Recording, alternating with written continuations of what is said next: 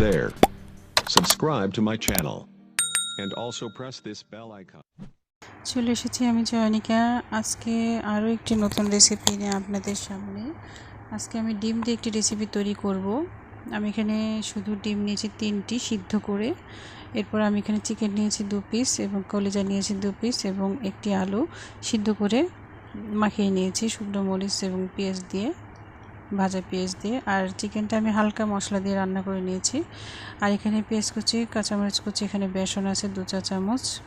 তো আমি এখানে ডিম দিয়ে কী তৈরি করতে যাচ্ছি আপনারা পুরো ভিডিওটা দেখে আসবেন আশা করি। পুরো ভিডিওটা না দেখলে আসলে বুঝতে পারবেন না। আমি এখানে ডিম দিয়ে আর এই চিকেনটা দিয়ে, চিকেন বলেন আর চিকেন বলেন আর কি, আমি রান্না করে নিয়েছি হালকা। এটা দিয়ে আমি কী তৈরি করেছি আপনারা পুরো ভিডিওটা দেখবেন আশা করি। তো আমি এখানে ডিমগুলো আমি সিদ্ধ করে নিয়েছি। এবার আমি ডিমগুলো কেটে নিয়েছি সুতো দিয়ে, একদম মানে পরিষ্কার একটি সুতো দিয়ে, নতুন সুতো দিয়ে আমি কেটে নিয়েছি এইভাবে সমান করে দুভাগে ভাগ করে। তো আপনারা এইভাবে দুভাগে ভাগ করে নেবেন। এবং এই রেসিপিটা এতটাই মজাদার, আসলে আমি কি বলবো, আপনারা বাসায় যদি একবার অন্তত ট্রাই করেন তাহলে বুঝতে পারবেন যে আসলে রেসিপিটা কতটা মজার এবং এই খাবারটা তাহলে বুঝতে পারবেন। আমি ডিমগুলো এভাবে কেটে নিয়েছি। খুবই সুস্বাদু এবং টেস্টি একটি খাবার, মজাদার একটি খাবার এবং বিকেলের নাস্তা হিসেবে আপনারা নিতে পারেন এটা। তো আমি এখানে ডিম পুরোটা নেব না, আমি সাদা অংশটা নেব এবং কুসুমটা আলাদা করে নেব। আমি কুসুমটা এইভাবে আলাদা করে নেব প্রত্যেকটা ডিমের। এবং কুসুমের সাথে আমি একটা পুর তৈরি করব। এখানে কাঁচা পেঁয়াজ, কাঁচামরিচ এবং সাথে যে আমি চিকেন নিয়েছি, আলু ভর্তা নিয়েছি এগুলো এবং কলিজা সহ আমি এখানে আলুটা শুধু ভর্তা করে নিয়েছি শুকনো মরিচ, হালকা একটু পেঁয়াজ দিয়ে। আর চিকেনটা তো বললাম আমি রান্না করে নিয়েছিলাম হালকা একটু মশলা দিয়ে। তো আমি এখানে শুধু পরিমাণ মতো একটু নুন দেব, মানে লবণ আর কি, নিয়ে ভালো করে মেখে নেব।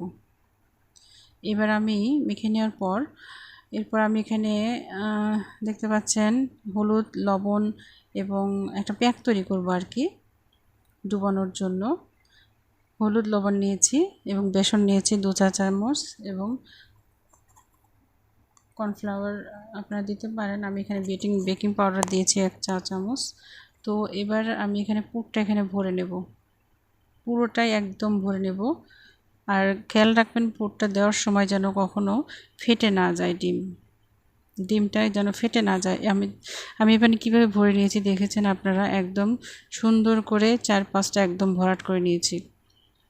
তো এবার আমি কড়াইতে তেল গরম করে দিয়েছি, হয়ে গেছে মোটামুটি। এবার আমি পুরটা কীভাবে ডুবিয়ে নিচ্ছি হালকাভাবে আলতো করে, ঠিক ওইভাবে আপনারা নেবেন যেন খুলে না আসে।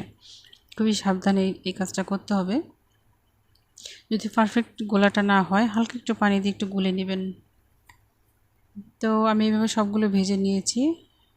আমার ভাজা মোটামুটি শেষ, দেখতে পাচ্ছেন খুবই টেস্টি। মাঝখানে আমি লাল কালারের, এটা তো আর বলাই লাগে না, সস দিয়েছি, টমেটোর সসটা। হ্যাপি একটা টেস্ট এবং ফ্লেভার আসে, খেতে অনেক মজা। আর যারা এখনও সাবস্ক্রাইব করেনি অবশ্যই অবশ্যই অবশ্যই সাবস্ক্রাইব করবেন আমার চ্যানেলটি এবং আমাকে লাইক কমেন্ট করে জানাবেন যে আমি রেসিপিগুলো আসলে কেমন এসেছে। Hey there. Subscribe to my channel and also press this bell icon.